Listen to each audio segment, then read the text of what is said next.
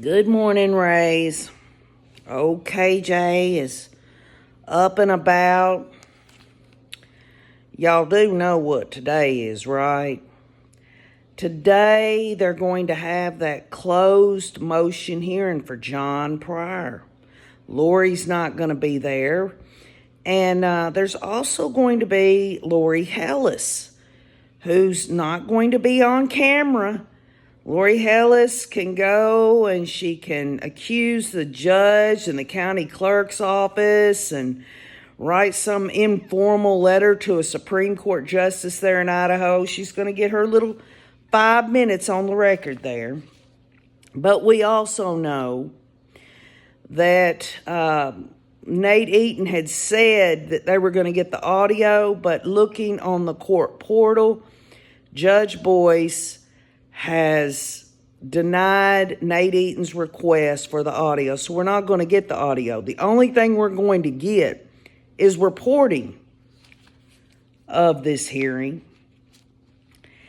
And I was looking over the files here, and a few things jumped out at me. For those that haven't read the state's response, to John Pryor's motion to continue.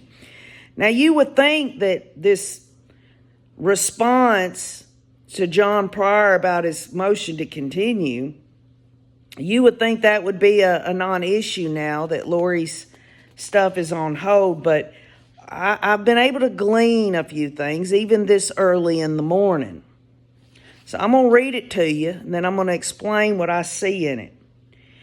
The state of Idaho, by and through the Fremont County Prosecutor's Office, files the following response to defendant's motion to continue based on the following.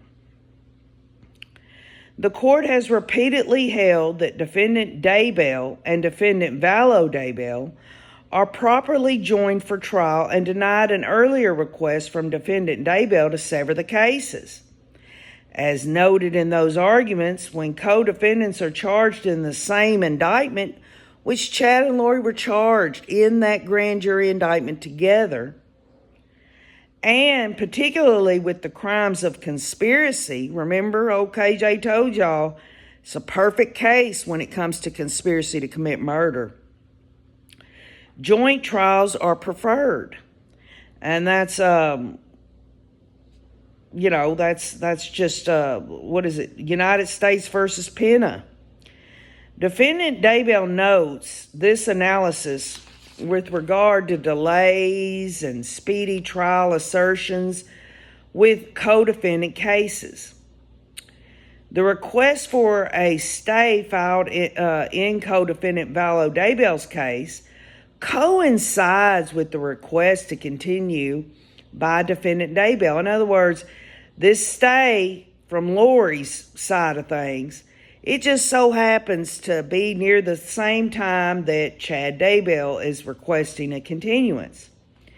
The state recognizes a stay as necessary for defendant Vallow Daybell based upon statutory restrictions and guidance from the Supreme Court.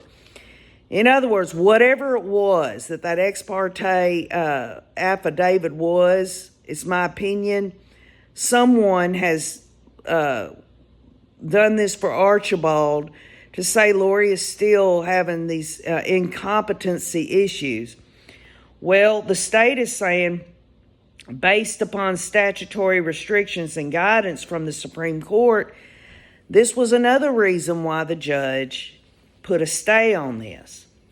A temporary stay to effectuate the guidelines of the controlling statutes present a host of reasons which will cause review of the issues to take some time, making a trial date in January impractical for defendant Vallow Daybell.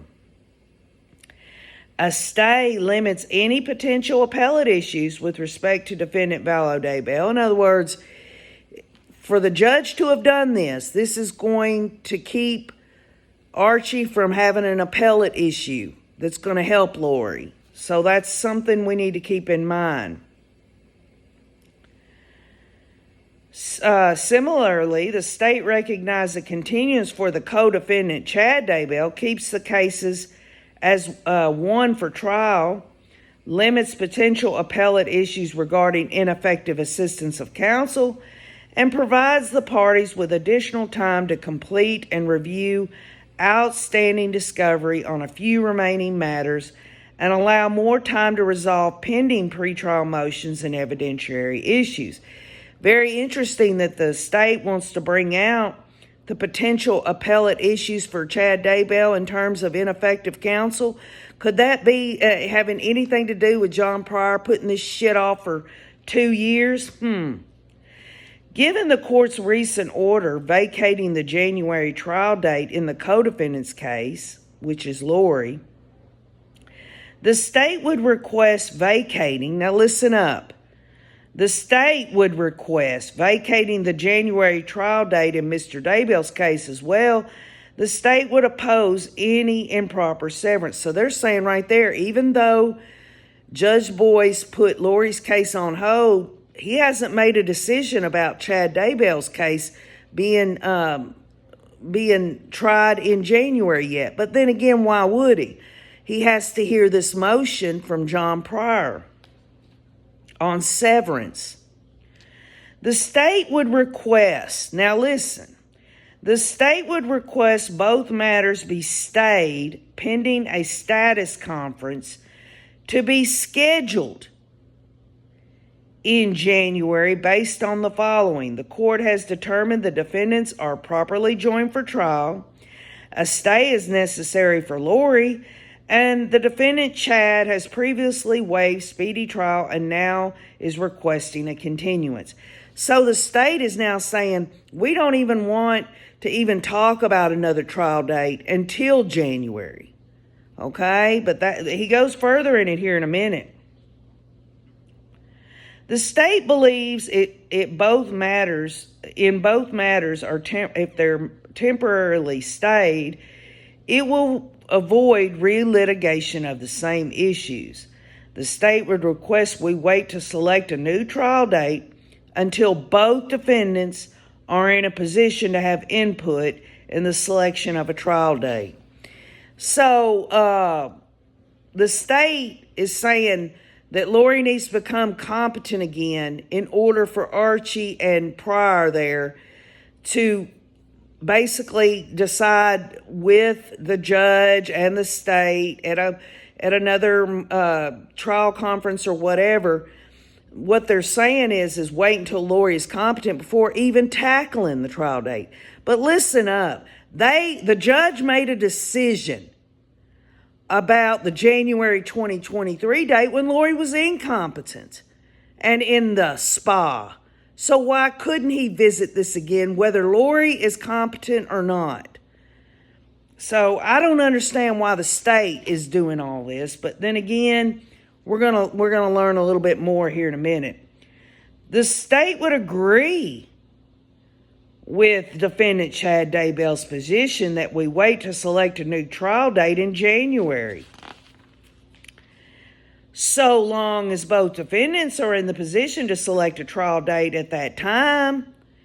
So the state is going to agree with Chad Daybell on not even looking at a trial date until January. However, the state would suggest the court consider setting a trial to begin in September of 2023 to allow Madison and Fremont counties to split the costs involved in the trial and change a venue across 2 fiscal years. The state believes the court can find good cause to continue the trial date for both defendants, given the complicated statutory issues with Lori.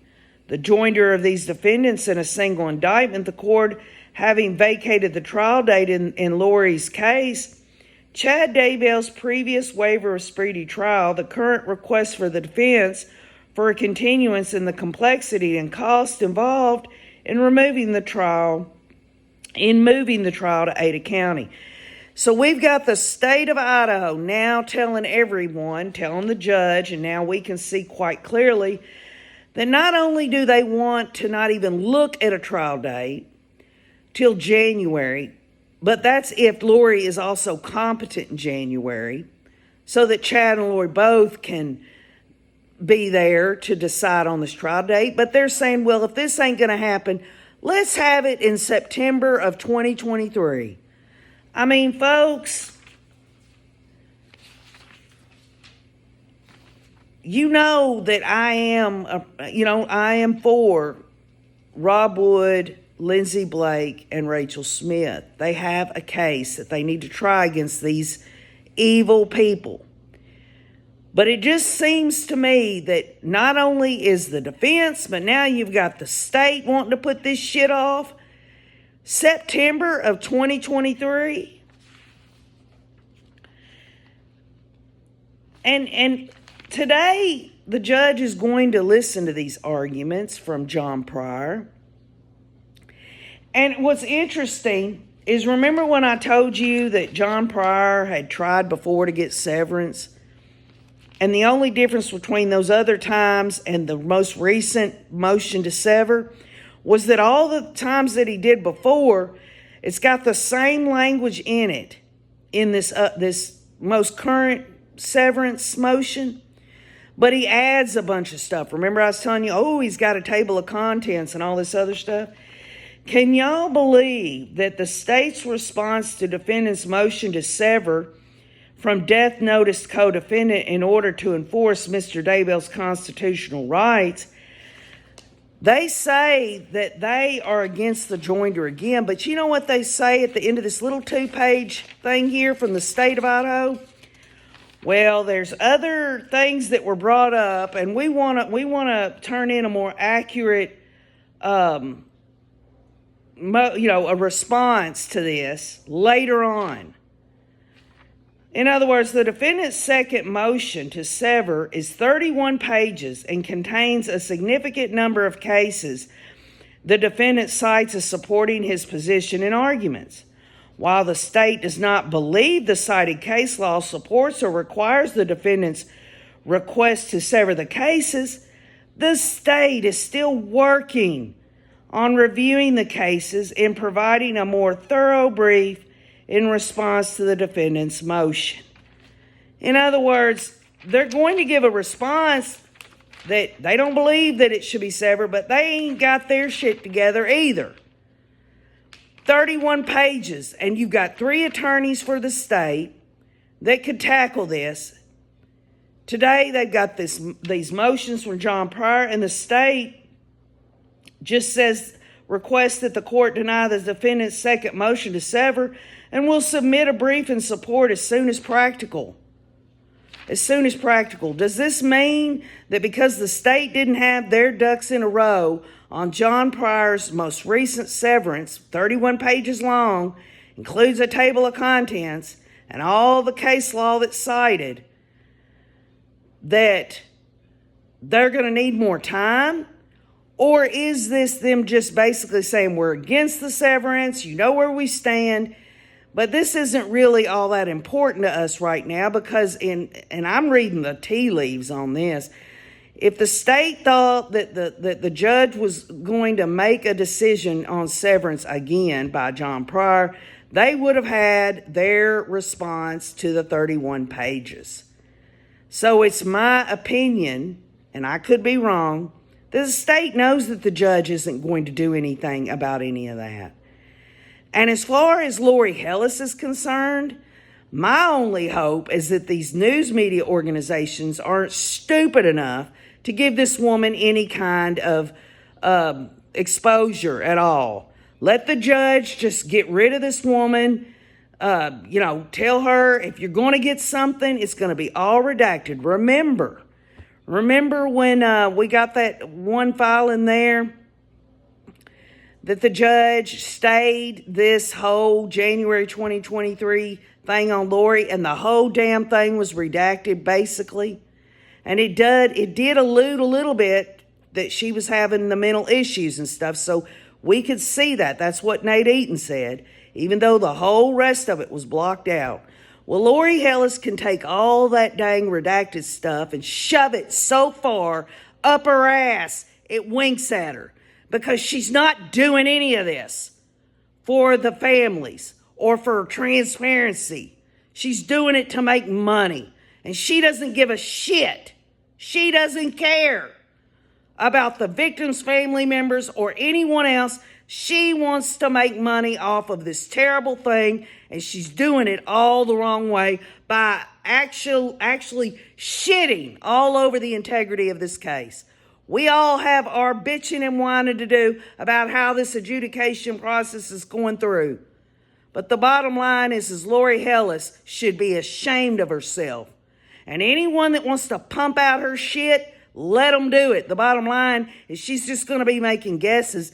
If she does get a hold of the redacted material, she'll tell everyone, oh, I got all of it. No one else has got it. And then she'll just do all these things to make people, it's almost like cliffhanging. She's going to be cliffhanging everyone if she gets a hold of any of it. She's never going to get a hold of the mental and medical information of Lori. She's not going to, she'd have to dang sit there and try to figure out what all it's about. And of course, everybody's going to want to be peeled to whatever Lori Hellis says if she does get the hold of it. But they're going to be sadly disappointed because this woman has showed her true colors. And to me, that is more of an issue than this other stuff because, again, Lori, she's got her competency issues. The state is saying, we don't even want to look at another trial date until January. We'll go into a conference and do that. And by the way, the state of Idaho also suggests it being far into 2023, September of 2023.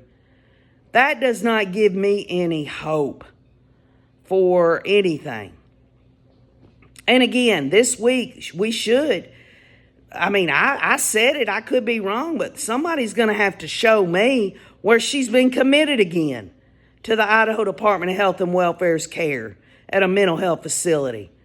What is she? Nobody knows where Lori's at. She's either there or in a jail cell, and I've seen nothing on the court portal that says Lori's been sent back.